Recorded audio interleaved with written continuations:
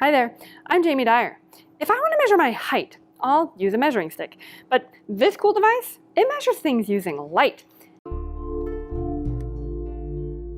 For thousands of years, people all over the world have used plants as medicine. Think about it, from willow bark, which gave us aspirin, to the poppy plant, which gave us powerful painkillers.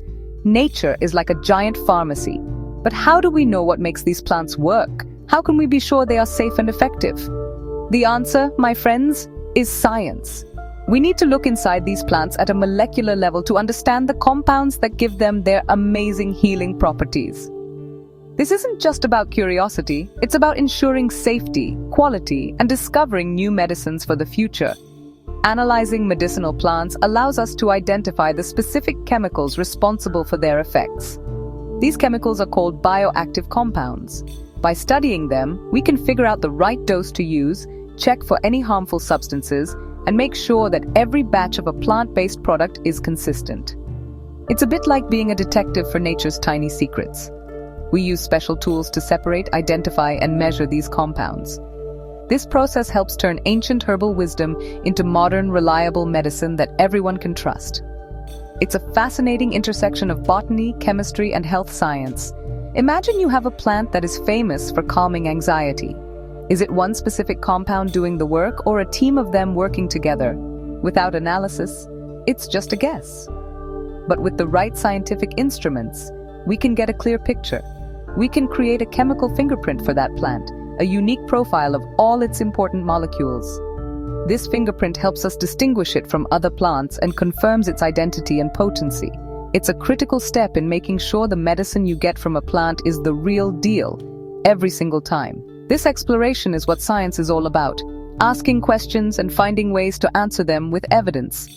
The tools we are about to explore are like superpowered magnifying glasses. They let us see things that are way too small for our eyes, revealing the intricate chemical world hidden within a simple leaf or flower. By understanding these tools, GCMS, HPLC, and the spectrophotometer, you are taking your first step into the incredible field of medicinal plant analysis. So let's get started and see how these amazing machines work. First up is a dynamic duo called gas chromatography mass spectrometry, or GCMS for short. This instrument is fantastic for analyzing compounds that can be turned into a gas without breaking down. Think of things that have a smell, like the essential oils in lavender or peppermint. Those smells are caused by tiny volatile molecules, and GCMS is the perfect tool to identify them. The GC part separates the different compounds in a mixture, and the MS part acts like a scale to weigh each molecule and identify it. It's a two-step process that gives us incredibly detailed information. So how does it work? First, we take our plant extract and inject a tiny amount into the gas chromatograph. Inside, the sample is heated up until it vaporizes into a gas. This gas is then pushed by a carrier gas like helium through a very long, very thin tube called a column. The inside of this column is coated with a special material. As the different compounds travel through the column, some move faster and some move slower, depending on how they interact with the coating. This causes them to separate and come out of the column one by one. It's like a race where every molecule has a different speed. Once a compound leaves the GC column, it flies directly into the mass spectrometer. Here's where the identification happens. The MS bombards the molecules with electrons, which breaks them into smaller charged pieces called ions. These ions are then sorted based on their mass and charge. The result is a unique fragmentation pattern for each molecule, like a chemical fingerprint.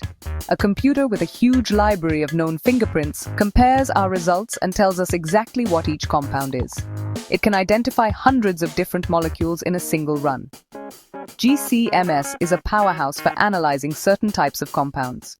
It is the go-to method for studying essential oils, helping us understand why rosemary oil might improve memory or why tea tree oil has antibacterial properties.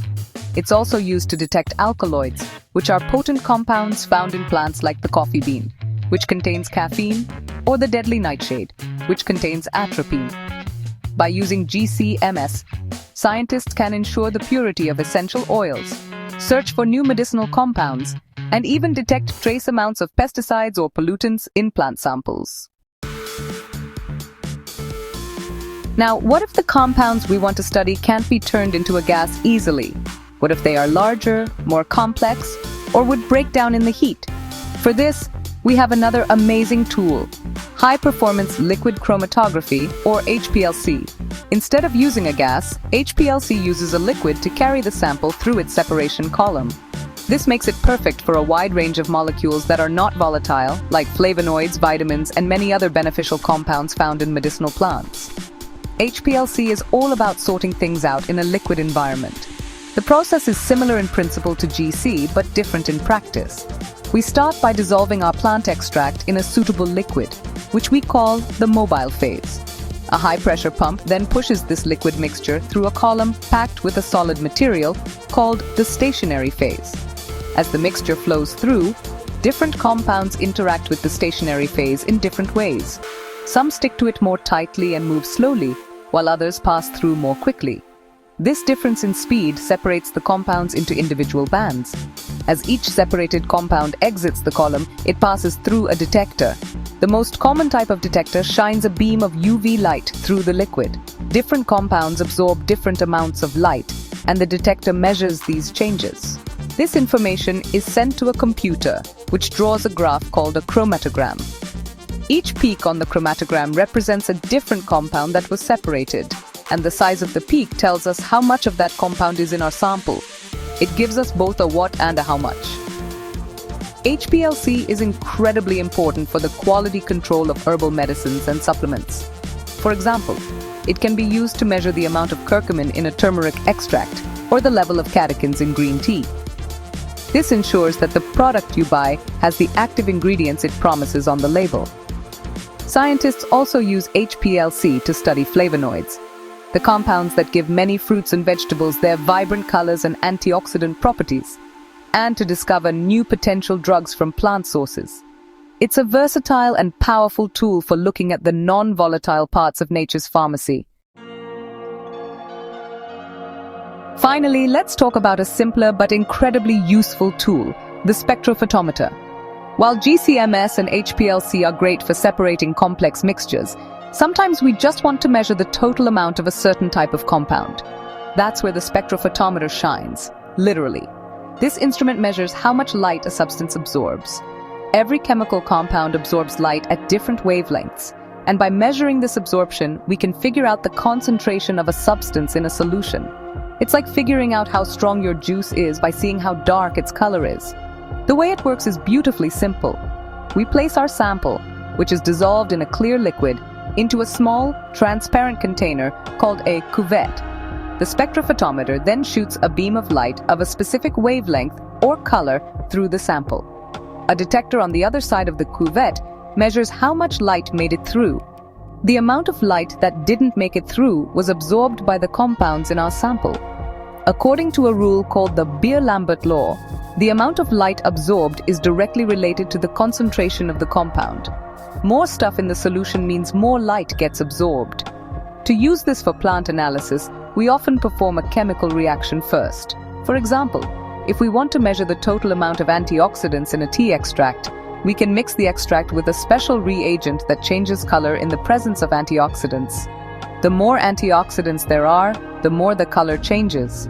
We then place this mixture in the spectrophotometer and measure the color intensity, the light absorbance, to determine the total antioxidant capacity. This gives us a quick and easy way to screen plants for their potential health benefits. The spectrophotometer is a workhorse in the lab. It's used for all sorts of tests, like measuring a plant's total flavonoid or phenolic content, two major groups of compounds known for their health benefits. It can also be used to quantify chlorophyll, the green pigment essential for photosynthesis.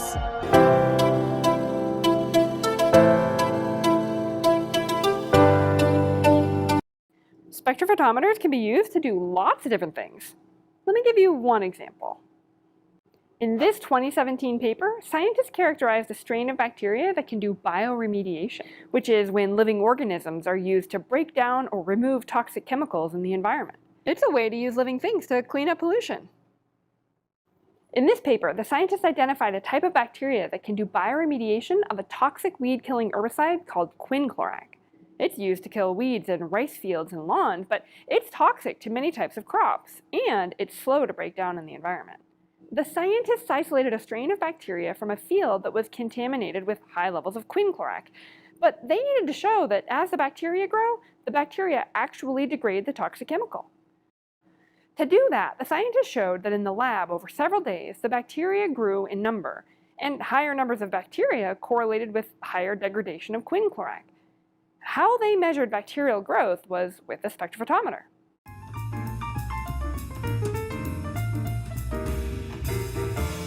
I have here 2 glasses of Kool-Aid. One of them is more concentrated than the other.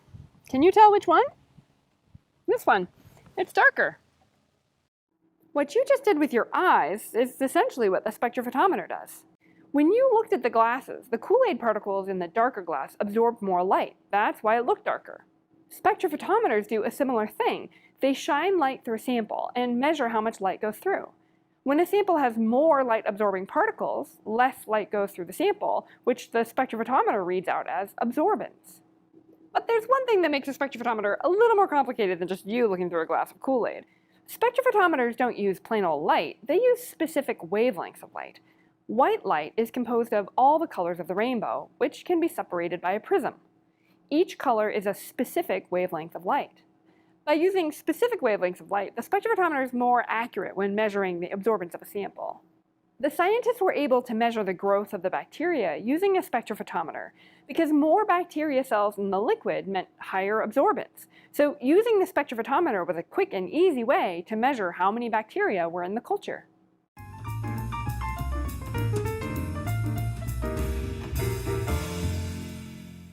You need to use a specific wavelength of light that depends on what your sample is. Make sure the spectrophotometer is set to that wavelength.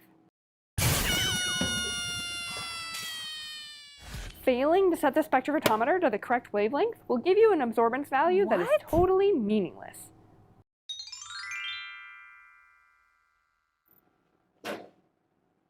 Absorbance is never negative. If you get a negative number, something went wrong, so you should start over.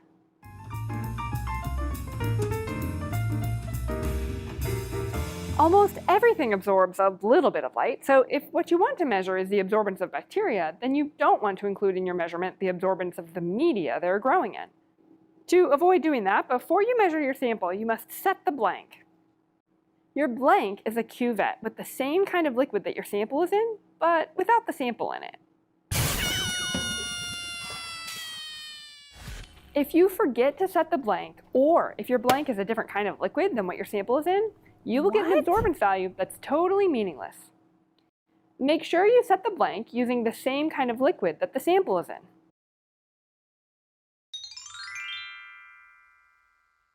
So let's say you have multiple samples that are in the same kind of liquid that you're measuring with the same wavelength. You only have to set the blank once in the beginning.